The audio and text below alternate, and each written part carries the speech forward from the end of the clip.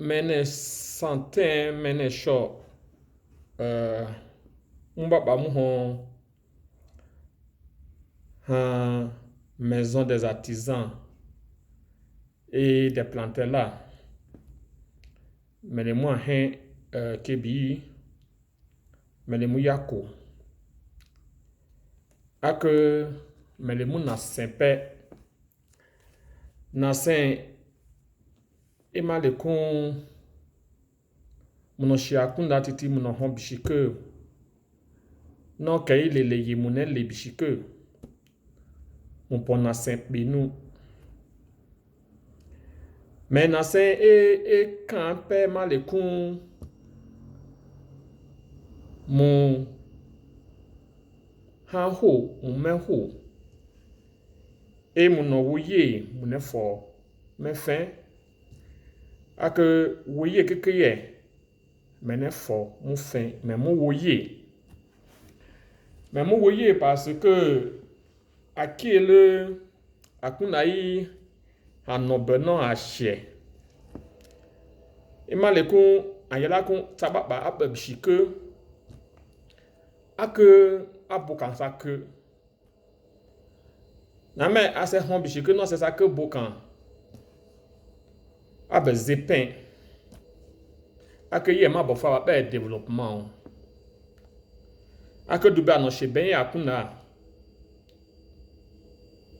mon bonwen mon le mon premier kon keye ba ne hon fo ba le zia hon. Donc han cho le bo keye mo le ke tio ke bigba bo mo le. Et mais ben fin ye fin mais mon na sen le. Et mais yala kon keye abonwe wonu keye mo bonwe wonu ezepen ama ben pointe akunai mushi akunai a point lo ake aleze keke ezepen enfin junior ngo hon keye nwene mene sentiment mais junior mais lo le kekine bemi agbawo le me agbawo ze me le ke me lo le kine anoke me hake ya bet F3D de anobele et deuxième fois ne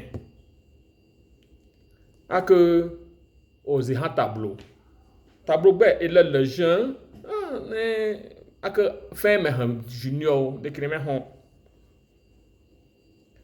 et tu es quand obahame wa yo ou kuna yi wo ishema le yi kon yela kon o les maisons des artisans mi ayo akuna egbele bu se le ya honbunu ma le kekene egba tebu megbazo mi akuna yu ono bebe ase non akunda da fin ake ebokan zeke olele ezepen yi han liman ake namba muya bofwa yi abe bilan mobele et han tekun maison d'artisans et penzene et ben qui est maison des artisans et des planteurs ou bien qui est maison des artisans et des planteurs ake kebaba il est kegbegbe et era kon le munasen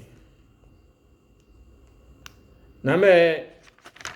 ime meju da nema le kun namba ke gba enu sa emi ko mo se ju kon tu fin non di mai hone ba se le ou bien on tu fin non se le ke o mi ko non se zepen et mané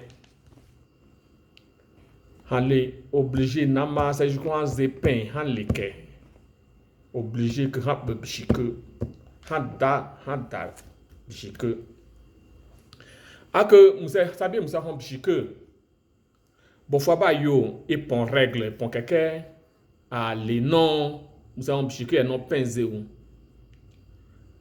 bofwa premièrement ba transparence transparence ma le kun ama no ama ke peu ke ya jo kun ale ha kun ahon bi shike gbe ke ya jo kun ale han le bo fa ju kun ele clair han ba han tella han lo kun ba han lo boy cho han lo boy yezi han lo ke ye be kie ake ye me mu jo kun mon bobo mon hon bi shike na me ke mo jo kun le mu leze e ma e bo bi pon mu leze ele e fita que moi fin nous avons dit que bon faut rendre compte accueillir peut-être que mais c'est jouer bénin parce que bilan immobilier et là ma le kun ha hobbi que ha le tete gbo motse ke ha le ye keba anye lazi ha te ase nye lazi ha te il s'est pour questionner ha pose question hier a que ha se ne chizoe de tuene sezie kwa les épins boya tse abelo kun ha cho benu ha tse benu a boy ha bezema a que pour faire un nouvel engagement a que mon nouvel engagement et que mon épins a mais que ha fin peut-être hier mai ho e premier obo que ha fin nous avons que mu ye mu que là nous avons que et moi bonnement les comme ye mu que là mu ke nous allez naissant mu ke gbegbe ne pourquoi mu te mu que là a que mu que mu ye mu que là hier il les par exemple mais si akunda kun mettre tout ou bien kei mais ne han o wale mais les meilleurs seront hier donc mu les ayeta que là mu ye mu que là groupe hier là américain j fin mu boka mu que hein bon faut appeler entraide mu boka mu que ye keke tabi o le o ma se le o non mais c'est point bobo mais c'est bokan mais ma je kun loye mais found lo well c'est ouais et wozo donc que j'y fin mu boka mu que mu les a bokan ta que a que ben fin yi me de le nuit ma le kun bo fa mu le honnête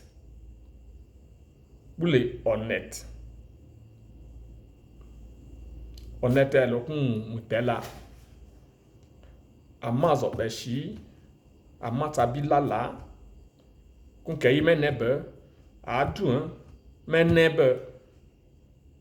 dimaye agbelele e apase pe de dimaye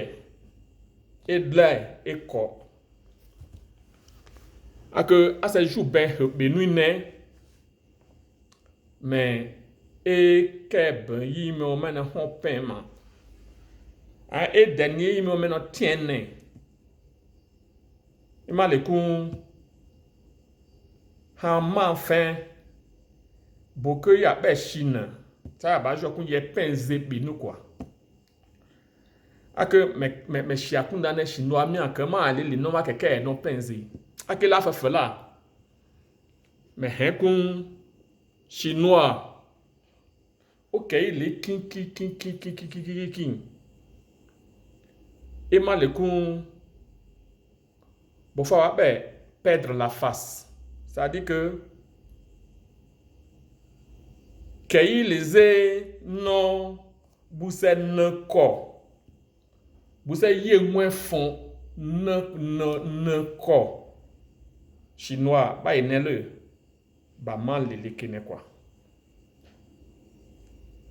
parce que ba ye buse les ketiti non buse non te pas kenu ou bien buse pas ne ko poji e buko chinois ba ma yele ake me hankun ye ili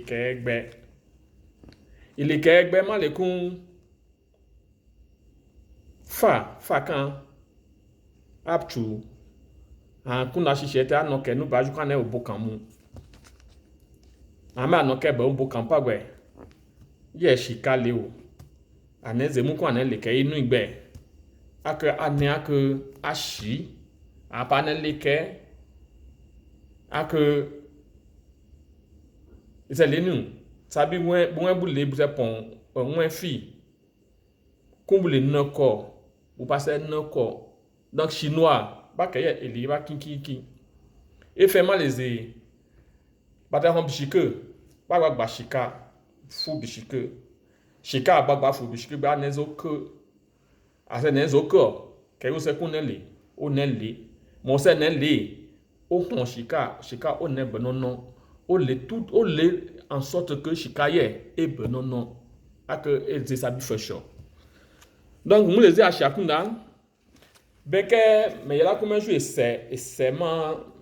me passer jouer vidéo là kun ze bobo e benu anon shi fete ke abise ba kele me la kun aya a pon renu ashia kunna ateta que ashizo en tout cas meye me hom hama ça m'a hom chiko quoi me mu soutenir les et les chicanes mais à ce jour dimai nu ale do kwa le no mu ho wo nu anede ta ko be mi fo wo le quoi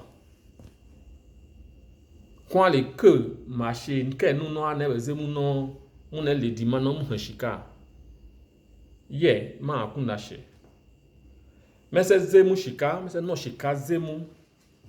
mais kwa le shika que no ale shika han mais chukui meze e ma le ye o mais je le faire baba ma la terre mais pon shika dube o mais kwa le shika que no ale shika han non bon faut pas gagner durablement de l'argent mais chukui ezema ake me yela kun ha gbo so baba ba le shika so asele o le kun asele ase ça que bokan c'est ça que te abesele ake dube han yo shika boyi ese hon ima woyi ke ma ima laye mo ma hole mo am ke kaka mo am ke awon lele mo te mo ke me mo junu ye ben nous c'est benu mo te mo ke mo ya mo jui ben yi ama jou mané donc shika han yo boyi keke la c'est le wiya imane be Amerique me fin shika ama kan yeye nu bunu kan shika bu le diman fait hoin la mais bu que gba ça le diman non bu han shika bloqué bu nele ake mesetse agbo kwa fe nu shika honne bu gba na kwa shika sese mais kun ale ke ye han ju be ou bien ya la kun ake ake ça ya fa ba tunu ba ke ba han noze ye han ya la kun epien emu muli han exemple yi fa kan ha se zekun mon kun ve metema ou bien ne samba han kun ba de boy ma mais han boy ba tsema ya la kun fa kan maison artisan yi et c'est qui est multinationale yi mon pour cette internet fin ça c'est pas moki par carte bancaire ou c'est chuno c'est fait mon quelqu'un vous c'est fou avion là c'est écran ou bien bouquet à bané assez les cas en chica donc mais tu es fin nous mon les mon dima gbegbe nous bon fois on respecter les délais dimanche c'est nos émous hier le cas c'est nos émous comme le dimanche ben mon tele cas ne mon le dimanche egbe Musa la kun le ke ha musa le muju kun le ke ha se le est c'est qui le ke ben asa que c'est qui le ke ben du kun di ma et le jon shika et le jon ma yi wa ya la kun wo ba hen quoi e yi ma jo chinois ma hen wo la ye donc ze ça ba sho mon bilan yi mbele et le jon a que ils ont tué né tu et bilan est né mu shakunda fa kanya ke ma mu le keke baba le ali ete ye ne gbegbenu ete ma ne gbegbenu ake bilan la ma le kun me han ke yi me lele e ke ne gbegbenu e ke ne gbegbenu na me ke ne gbegbenu ke ma me lele ma fa kan le ne gbegbenu ya kun dai ale kun shima a mu ze sha kun dai ye gbomo popo on be nu la kun lele no ke les épins qui paie musa lié ye se penzie akunda ya chercher kun fafa kano mu beke mu le mu indépendant mu le mu indépendant ak musa lié et de ça quoi et de ça ba hen non mais le mu na sempe mais le mu na sem mais hier vraiment maisons artisans akunda gbegbe bole akunda gbegbe bole mun leze ba tela se ba tela mun leze tabi ba le la ngi ba ngui la hein mais c'est ba shizo mais mun leze keye et semi ake je semi msa le keke pe nous pe quand les chika quand les comment non mais les mun asen zo be ça ba sho et akunda yi en chez F3DD, maison des artisans, maison des planteurs, han saba ba malopel kama et akunda yi akunda ke e hon ne non elise azepin à loin et c'est ça donc il est normal que ta vie au quoi fin au pont quelque oli o ma di ma ho so o kwa fen ke be mi yo ale no kan shika o ma han alors que quelque c'est mais donc mu les a chakunda mais mu na senle je peux ça ba sho ben mais donc mais jouma et les merci.